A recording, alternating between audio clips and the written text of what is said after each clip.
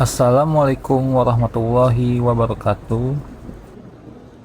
Saat ini kita sedang berada di dalam Masjidil Haram untuk melaksanakan sholat zuhur berjamaah.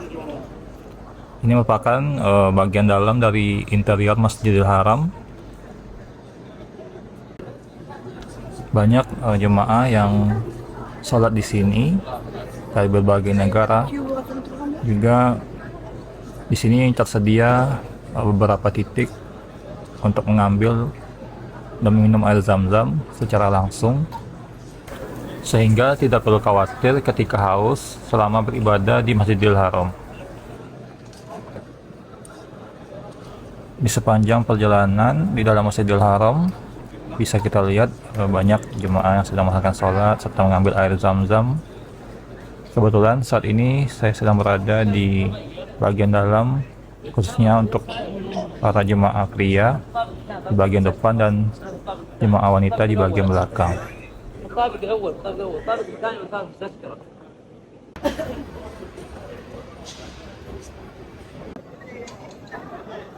Di sini terlihat banyak jemaah yang juga melaksanakan tawaf dan ada anak-anak yang sedang berlari. Di sini kita bisa melihat Ka'bah dan juga jemaah umrah sedang melaksanakan tawaf. Ini merupakan suasana setelah sholat zuhur di Masjidil Haram. Di perjalanan menuju penginapan, kita bisa melihat banyak merpati di sepanjang jalan.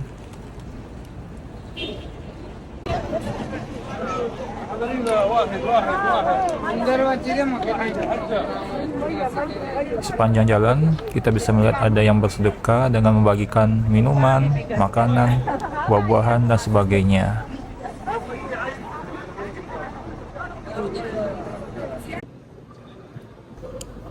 Sekarang kita kembali ke Masjidil Haram untuk melaksanakan sholat asar, kemudian sholat maghrib dan isya berjamaah di sini. Dari lantai atas kita bisa melihat para jemaah yang sedang melaksanakan umroh. Di lantai bawah terlihat ada yang melaksanakan sholat, berjalan, serta beristirahat.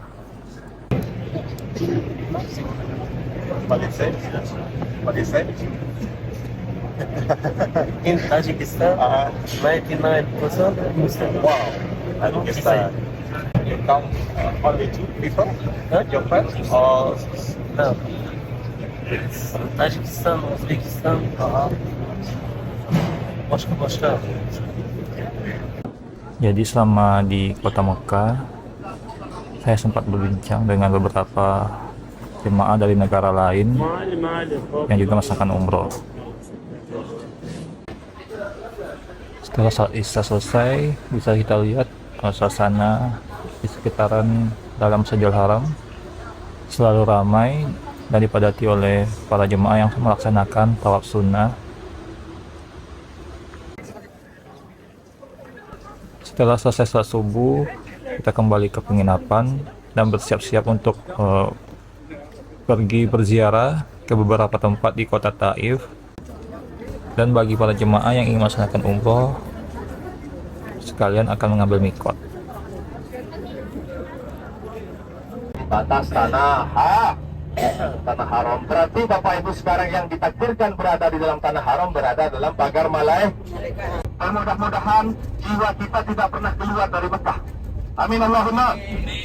Amin. Sehingga kita terus aman, haram daging kita, darah kita, tulang kita, sumsum kita dari panasnya api neraka. Setelah hijrah ke kota Madinah, Rasulullah ke Taif satu kali, jadi dua kali. Adapun sebelumnya kita tidak tahu, sebelum umur 40 tidak tahu, karena beberapa ahli sejarah masih belum tahu bahwa itu Muhammad itu adalah seorang nabi, jadi tidak beda-beda, kesohiannya kurang valid. Namun yang sahih, tahun 10 kenabian Rasulullah datang ke Taif dalam rangka berdakwah. Tahun ke-8 Hijriah setelah penaklukan kota Mekah, Rasulullah berdakwah dan berperang ke Taif. Nah, baik, tahun 10 ya, di kenabian Rasulullah ke Taif, kita tahu bahwa Rasulullah membagi dakwahnya menjadi 3 fase. Kemarin sudah dibaca oleh saya. Fase yang pertama, sirriyah, samar-samar, Itu dilakukan 6 tahun. Setelah 6 tahun, Jahriyah terang-terangan. Setelah Jahriyah tahun 10, paman wa Rasulullah yang melindungi Rasulullah itu wafat. Siapa paman pelindung Rasulullah? Abu toh. Dan Rasulullah sebelum tidur selalu baca doa. Kalau Rasulullah mau tidur baca doa Bismillahirrahmanirrahim. Kayaknya banyak yang capek ini ya. Lanjut ya. Rasulullah pamannya wafat, dan itu pelindungnya Rasulullah. Istrinya wafat. Bagaimana kalau istrinya orang itu wafat dan Rasulullah satu, istrinya Siti Khadijah, perempuan janda yang umurnya lebih tua dari Rasulullah 15 tahun. Rasulullah nggak pernah menikah zaman Khadijah masih hidup. Rasulullah umur 25, Khadijah umur 40. Dan yang anak Rasulullah semua yang 7 itu dari Siti Khadijah kecuali satu yang dari perempuan lain, Maria Al-Qibtiyah, itu Ibrahim. Mulai dari Qasim, Abdullah, laki-laki 2 Khadijah ini, Fatimah, Ummu Kulsum, Ruqayyah, Zainab, ini putra dan putrinya Khadijah.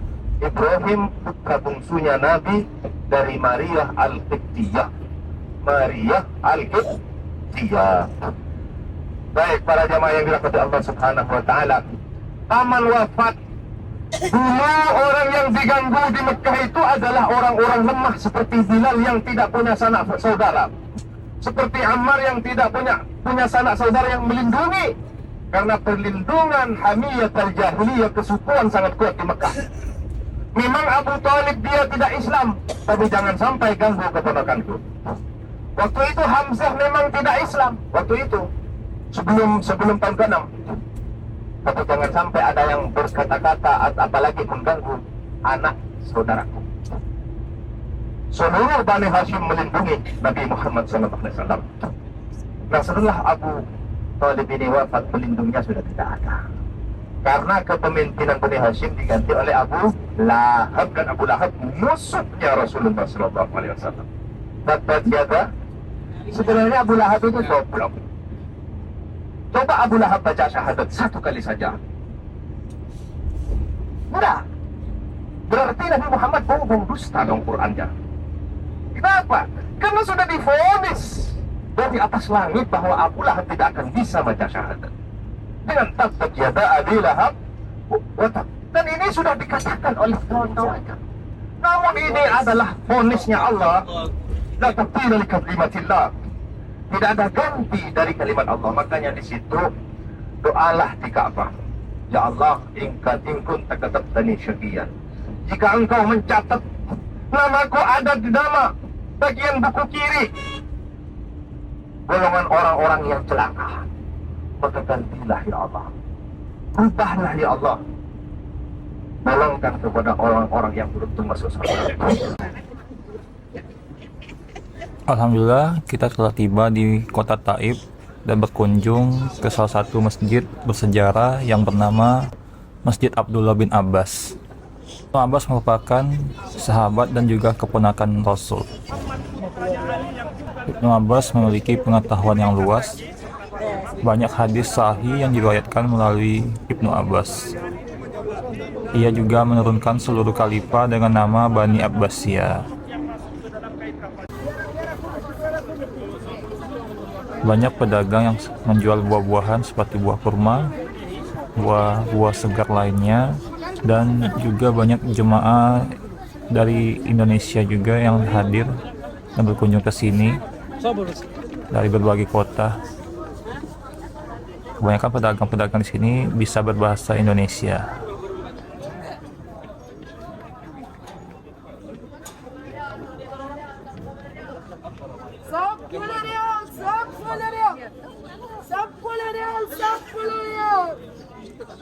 Sekarang kita akan mengambil wudhu dan kemudian melaksanakan salat sunnah di Masjid Abdullah bin Abbas.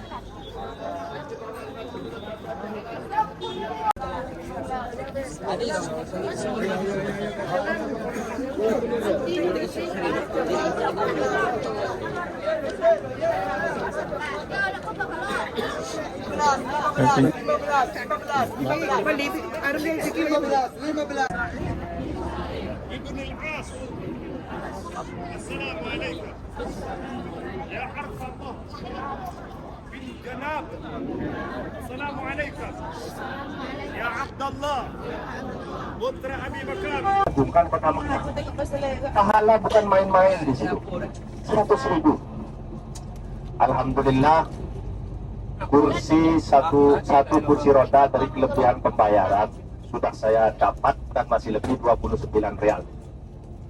Kursi roda, insya Allah besok kita beli dan kita antar sama-sama ke pihak wakaf. Kursi roda, pulang jemaah ke Indonesia, 47 jemaah, satu kursi roda dipakai oleh orang-orang yang kurang sehat. Kita letakkan di bagian wakaf di Masjidil Haram. Sehingga pulang dengan tawaf wada nggak selesai, masih ada di Mekah. Ya, masih ada di Mekah bagian-bagian pahala yang terus mengalir dan terus 100.000. Baik. Jangan cari bakso di sini. Bakso di Indonesia bukan palu banyak. Jangan cari satu. Baik, yang khas. Yang khas. Kalau di tempat tapi antrinya panjang sekali, 17 real. Antar ke hotel COD 23 real. 100.000. 23 real antar hotel. Fakuwati, ya Allah, ku mengadu kepadamu kelemahan kekuatanku, wahawani ala nas, dan kehinaanku di mata manusia. Anta Rabbul mustad'afin. Ya, parfum. Kan balik lagi kan? Ya, parfum. Specifically designed for this purpose. The laboratory lid is tightly sealed with the thermal rubber and the piston. After closing it completely, a special compressor is operated to discharge between 30 and 50% of the inside of the laboratory to boil water at a temperature of 60 to 70 degrees Celsius.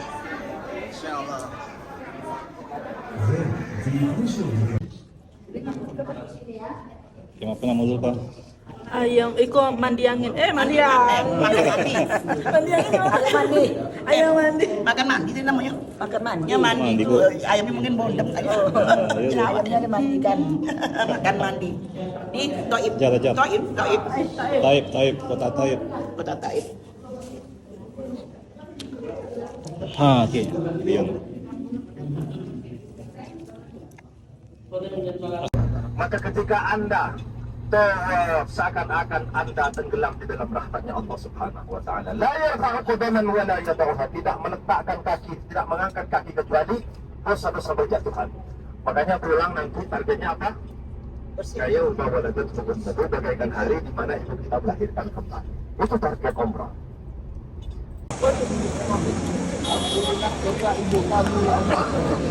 Ampunilah dosa ahli keluarga kami, Allah.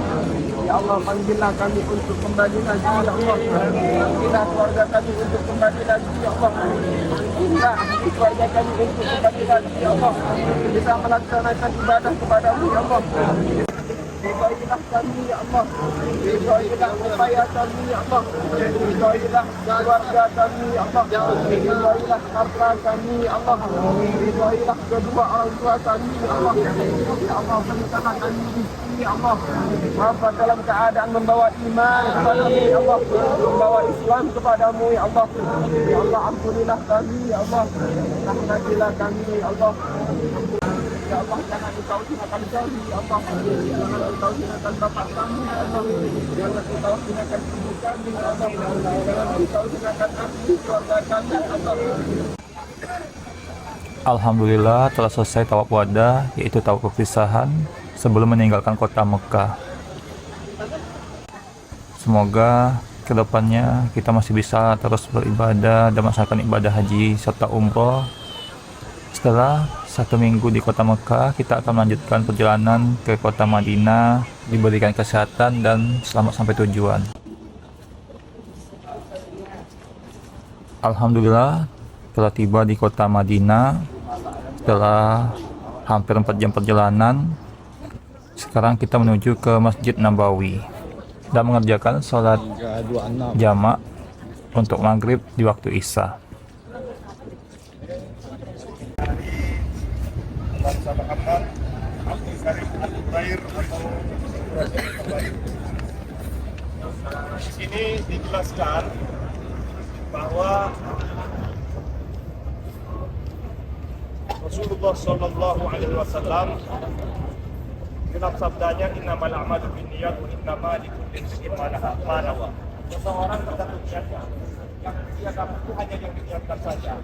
Maka di sini ada dua jalan. Katakanlah muawwalan amma innal balaghah. Yang pertama kita akan berbicara tentang keindahan kata-katanya. Sekarang kita kembali ke penginapan untuk beristirahat dan melaksanakan ibadah serta berziarah esok hari di kota Madinah. Adapun pintu masuk yang kami lewati yaitu pintu 326, tepatnya di sisi belakang sebelah kanan. Hotel pun tidak jauh dari sini sehingga cukup dengan berjalan kaki kurang lebih 100 meter. Dan juga terdapat banyak toko-toko yang menjual berbagai macam oleh-oleh yang bisa para jemaah bawa pulang. Pagi ini kita telah berada di Masjid Nabawi untuk melaksanakan sholat subuh berjamaah. Terlihat banyak jemaah yang telah datang, ada yang berada di sisi luar dan juga menuju ke dalam masjid. Sekarang kami akan menuju ke dalam masjid untuk sholat di dalam.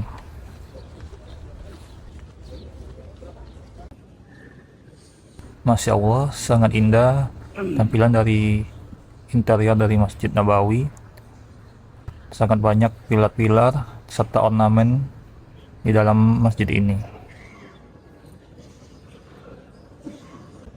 Asyhadu an la ilaha illallah.